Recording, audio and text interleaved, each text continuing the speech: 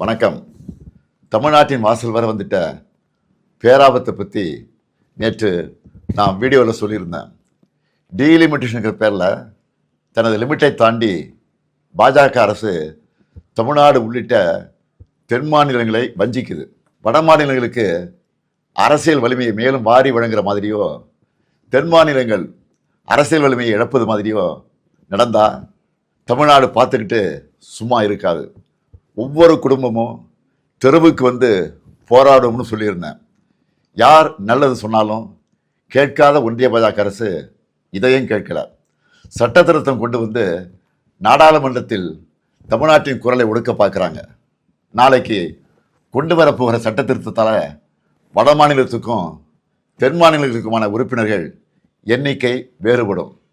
சும்மா பெயரளவுக்கு தமிழ்நாடு உள்ளிட்ட தென் மாநிலங்களுக்கு தொகுதி அதிகரிக்கணும்னு சொல்லிட்டு அவங்களுக்கு சாதகமான வட மாநிலங்களுக்கு மிக மிக கூடுதலாக தொகுதிகளை அதிகரித்து நம்ம தென் மாநிலங்களின் பிரதிநிதித்துவமே தேவை இல்லை என்ற நிலைமையை கொண்டு வர போகிறாங்க. இதைத்தான் எங்களுக்கு கிடைக்கப்படும் மாபெரும் அநீதி என சொல்கிறோம். மக்கள் தொகையை கட்டுப்படுத்துனதுக்காக தென் மாநிலங்களுக்கு தண்டனை இது. தேச நலனுக்காக, தேச வளர்ச்சிக்காக நாங்கள் துணை நின்னா எங்களுடைய அரசியல் உரிமையை பறிப்பீங்களா? இதை விட கொடுமை என்ன இருக்க முடியும்? பிரதமர் மோடி அவர்களே, தமிழர்களையும் தென் மாநில மக்களையும் இரண்டாம் தர குடிமக்களாக பார்க்குறீங்க.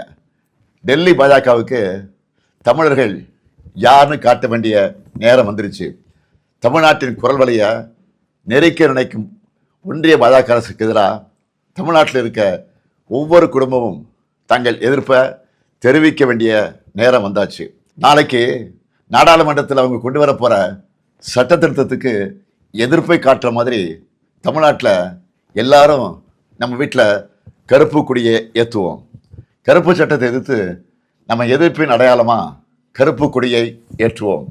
இந்தியாவை இருண்ட காலத்திற்கு அழைச்சிட்டு போகிற எதேச்சதிகார பாஜக அரசுக்கு எதிராக கருப்பு கொடி ஏற்றுவோம். இது தமிழ்நாட்டுக்கும் டெல்லிக்குமான தேர்தல் என நான் சொன்னதை பாஜக தொடர்ந்து நிரூபிக்குது. நான் சொன்னதோட உண்மையான அர்த்தத்தை பாஜகவே உணர்த்திடுச்சு. அவங்களுக்கு தமிழ்நாடு முன்னேறக்கூடாது, தமிழ்நாட்டை சார்ந்தவங்க குரல் கூட நாடாளுமன்றத்தில் ஒழிக்கக்கூடாது. அதுக்கான சதி திட்டத்தை சட்டமாகவே கொண்டு வராங்க. சதியை எப்படி சட்டமாக ஏற்க முடியும்?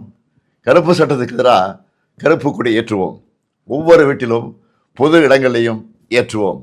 மீண்டும் எச்சரிக்கை செய்கிறேன், மக்கள் தொகை அடிப்படையில் தொகுதிகளை முடிவு செய்யக்கூடாது. கருப்பு சட்டத்தை நிறைவேற்றக்கூடாது.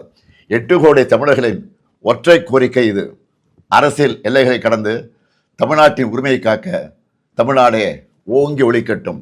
தமிழ்நாடு போராடும், தமிழ்நாடு வெல்லும். வெல்வோம் ஒன்றாக.